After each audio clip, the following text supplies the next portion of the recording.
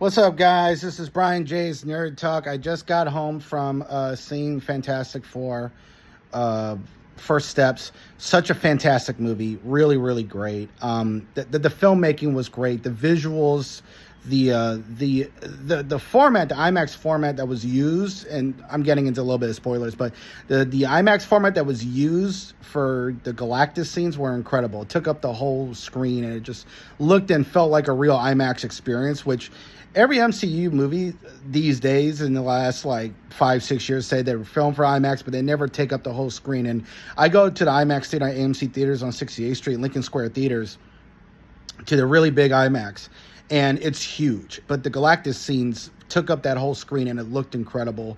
And yeah, the filmmaking is great. The acting is great. Pedro Pascal as Mr. Fantastic, I think, is a little bit too depressed for me, but overall, he did a great job, and he had great chemistry with Vanessa Kirby as Sue Storm, who was amazing. And Johnny was great. The chemistry between the family and what's the actor's name? Ebon Moss, who plays the Thing. They were all fantastic. I know it's a little. No pun intended, but they were all fantastic together. They all had great chemistry. The way they bounced off each other was really great. And what was great about this movie was that it was very, very serious.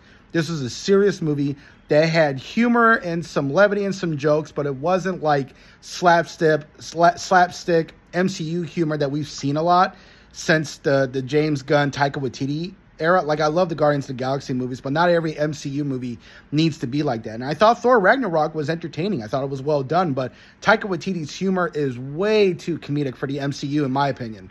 I don't think the MCU needs to be that way in every single movie. It works for the Guardians of the Galaxy. It worked in Thor Ragnarok. Did not work in Love and Thunder. Love and Thunder was terrible.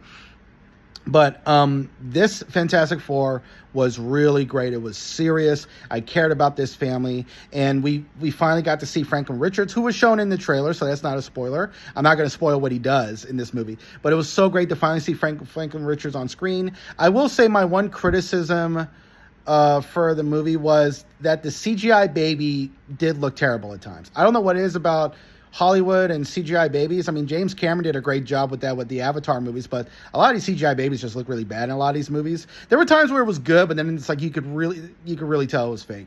But it's not always. You don't see like a CGI baby throughout the entire movie. Sometimes they use real kids, which is great because it was getting a little annoying at times.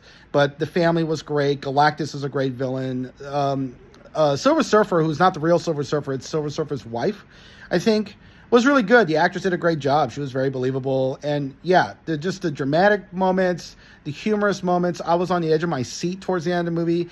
I really actually loved and cared about the Fantastic Four, which I never did with the other movies. The last 3 Fantastic Four movies were some of the worst superhero movies of the last 25 years, at the very least.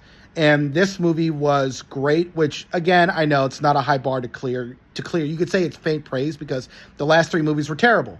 So to say that this movie is great, is the best Fantastic Four movie, is not a big accomplishment. But what is a big accomplishment is that this is the best MCU movie in 6 years.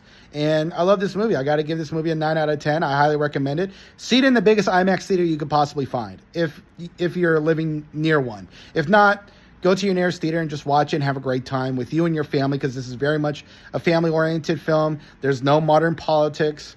There's no wokeism or whatever people want to complain about these days on the internet.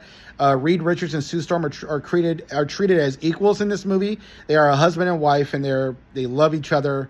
And Reed Richards is still brilliant. Like, nobody is like undercutting him or doing what he should be doing. He's super brilliant in this movie, and Sue Storm is clearly great at what she does. And Johnny Storm is actually really smart in this movie. In the other movies, he's portrayed as a dumbass. In this movie, he's kind of silly, but he's actually really, really smart, and he figures things out on his own, and that's really, really great. So, yeah, this review has gone on for too long. Sorry about this, but great movie. I highly recommend it. I give it a 9 out of 10. This is Brian J's Nerd Talk. I'll talk to y'all later. Peace.